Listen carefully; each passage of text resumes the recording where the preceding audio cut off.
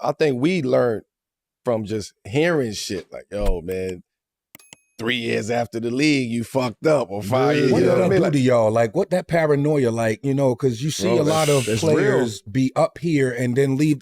Your boy, for instance, that's in Chicago. He's doing a documentary about him or whatever and shit. And he was in the NBA, but now he opening up the mailbox with no key. What's the guy's name? Anybody? You know Chicago? That's New York. Oh, Sebastian. That's here. That's here.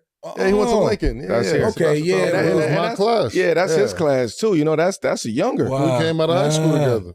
But I'm like that. The question I think I'm trying to ask is that anxiety that you guys carry, not just in the game, but after the game.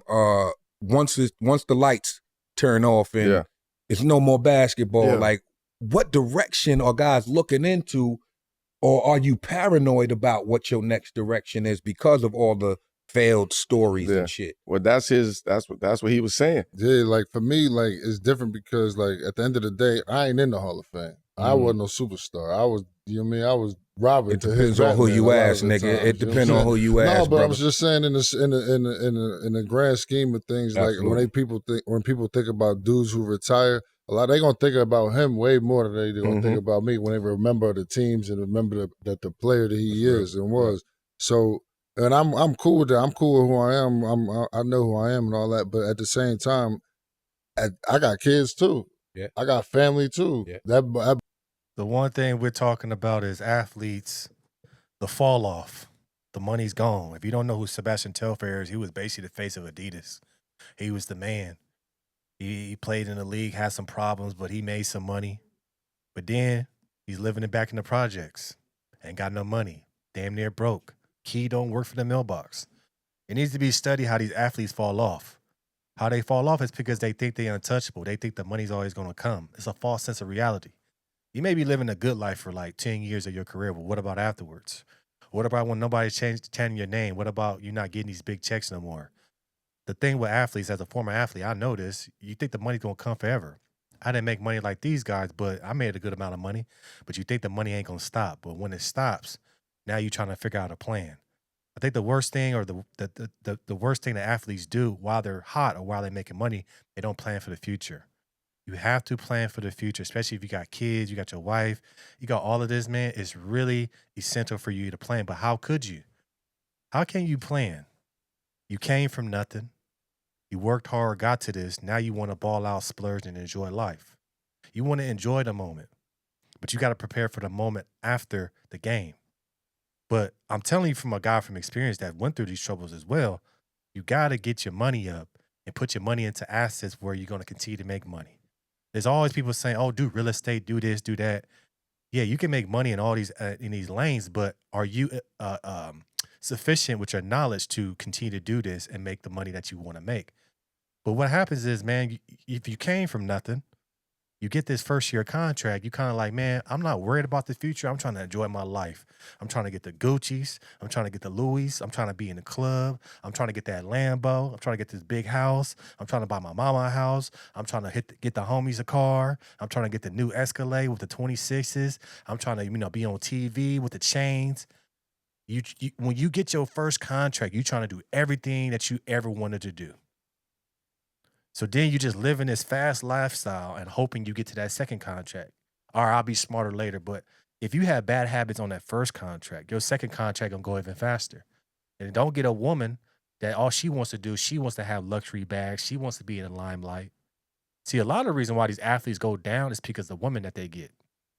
Because if you get a woman that's a spender, you become a spender. Women spend way more money than men. You be cool with the truck and this and that shit, but she want 10 Hermes bags that cost 100, 150K each. And she does nothing, just look cute. See, that cute shit go out fast. But then, if you're the head of the household, if you're the first one making the money in your family, what everybody gonna do? They're gonna have their hand out. But, these conversations are told to these athletes all the single time, every single day, or every single year when they come into the league, they don't listen. It's because they finally got the money to spend and buy the things that they ever wanted. They don't think. I'm telling you, as an athlete that's been through it, and I've seen it. I've seen guys spend $1 million in a day. and just be like, all right, cool. I seen guys buy a couple Lambos in a day, and just be like, all right. And they don't even have these crazy deals like a LeBron or KD, but they got enough to get two of them things because they just want to fulfill that need. But then what's funny is they buy these things later down the line, they don't even care about it. But it really needs to be studied, man. Like if you don't know who Sebastian Telfair is, study him because he was the face of Adidas. I think he was in my class too, or maybe the class before in basketball. He was the face. He was the face. He was the man. He was everything. But what happens is when you fall off, when you're not bringing in that money no more, everybody disappears. Everybody leaves you. Now you by yourself. Now you trying to spend more money to get more friends and be around everybody and be considered the man, but then you just lose it all. Money stopped coming in how it was coming in at one point, and you know what I mean? You got to start really, I can't. Nope. Relationships fall. Like, you can't, your outlet that which was at the highest level, you can't even get that no more. Mm-hmm. You know what I'm saying? Especially as an athlete. Yeah. That's what one thing about, like, you know, I feel like for like musicians, y'all could do that shit. You could run it for a minute. And you could tour and I mean you could perform shit for as long as people, you know, you got relevancy and whatnot, and people want to still hear you.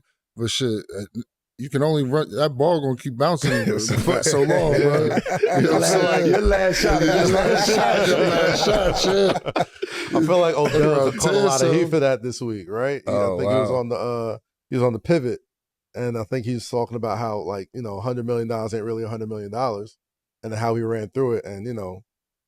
I think Shannon Sharp, I think Chad Ochocinco, they were just like, nah, like how does that happen? Well, $100 million. That's $100 million. Let's not get that. It's not 100. But it's not really $100 million in over a 5-year span. Pay attention, y'all. Right? Like you talking about taking 58 to 60%, you know, 58% or 48%, half your check. Mm-hmm. Right? So that 10 goes to 5 over 5 years. Mm-hmm. Right? So now within that 5, now you got other taxes that you got to pay. Pay taxes in every state you play in. Right? So now you got taxes alone that's going to hit you. Boom. You can't do nothing about that. Right. See, a lot of players, when they get this money, they forget about Uncle Sam. Uncle Sam going to hit you. $100 million is really 50. That's off of federal. We're not even talking state. And then with the NBA, every city you play in or every state you play in, you get taxed on that state income. So you're getting taxed. So really that 100 is really more like 40. And then if you divide that over 5 years, that's 8 million. Is that a lot of money? Absolutely. But think about it, that's only in 5 years. That's 40 M's in 5 years. So if you live in a lifestyle like an OBJ, flashy, the man, Hermes bags, whips, condos, flashy, larger than life, of course you're going to blow that money. This is the reason why lifestyle is important. See, in your mind, you still thinking I got 100 million, but in reality, you only got 40. So you spending like you got 100, but really you got 40. So that 40 can go up quick. If you don't know your money, if you're not keeping track of your money, you're like, bro, I'm making 100, bro, I'm cool. Nah, bro, you only making 40. So if you're buying whips, Lambos, it's 500. Ferraris is 500 and up. You know, if you're living in New York, Cali, want a place, you ain't getting no $1 million place. You're probably going to get $5 million. You're not going to pay cash. You're going to do a loan. You're going to have a mortgage. You see how this shit stacks up? Then your family thinking like, oh, you got $100 million. So they thinking you got 100, but really you only got 40. So they not doing the calculations. And then you spending on this money. Oh, let me go get an Hermes bag. Okay, that's going to be 100. Oh, my lady, she with me. Okay, my lady with me. She want a bag, so that's 200. You see how fast that money can go? But what it is lifestyle. See, what it is when you make that money, you keep your lifestyle down here. You don't spend your money like you are making it. You still stay down here. Do you need to get a $100,000 Hermes bag? DH gate that. Chinaman. You need to get, oh yeah, don't forget the Rollies. Don't forget the Rollies. 100 for the Rollie, Audemars AP, another 100, 200. Okay? Richard Millie. They call it Richie Millie because them things is like $1 million. Oh, you gotta keep up with the Joneses. Doing all these things to keep up with people, but you ain't making no money. You're not putting, let me put this 40 up and put it into annuity and I just live off of 10% per year. or 5%, that's $2 million per year for the rest of my life. See, then you can live in a $2 million lifestyle, but you know every year you'll get that $2 million for the rest of your life. See, what these players don't understand is the money that you're making is temporary. So that's a 5-year contract, and this is NFL too. So this ain't NBA. You know, NBA could probably get like 3 or 4 of those contracts if you take care of your body, and if you play at a maximum level. But NFL, we all know those guys don't get those big contracts every single year for their whole career. So this is why it's important, man. You got to study as far as these athletes, man. They see these big numbers, and these people see your family see these big numbers that you're making, but you ain't really making that. But that's the big thing, man. You got to be smart with your money, man. As an athlete, I definitely understand it. I've seen the spending. I've done some of the spending, but then you got to pull back and understand, shit, what am I going to do when this all is up? This is why you see athletes still working. You know, this is why you see athletes trying to get to the podcast game, because there's money in it, but you still got to work hard. This is why you see athletes fail in other ventures, because they jump into these ventures trying to hit these licks, but they want the same money that was coming in as their career. This is the reason why you see athletes coming into podcast space and they falling out.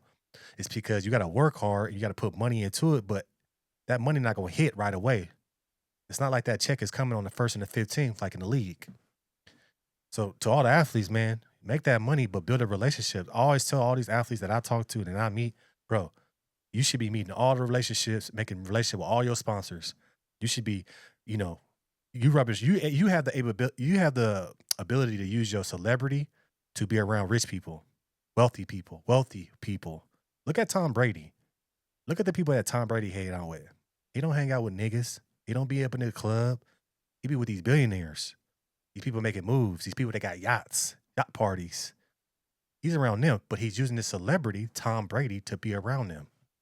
Now he's learning different things. Now he's getting different investments. KD, great guy.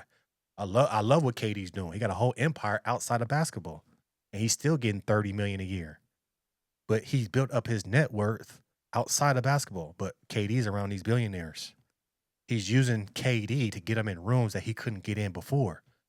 That's the power that being an athlete and being a celebrity can do for you. You can set up your rest of your life if you use your ability to get into those rooms. But don't use your ability and your name to get into a club. Don't use your name to get all the women or to be able to buy this car. Use your name to push you forward and make more money. So let me know your thoughts about this in the comments below. Make sure you like, share, and subscribe to the channel. As always, we're going to keep this thing rocking. Hit that notification bell. And I'm going to keep it real, no fluff. The morning show coming soon. Appreciate you guys. I'm out.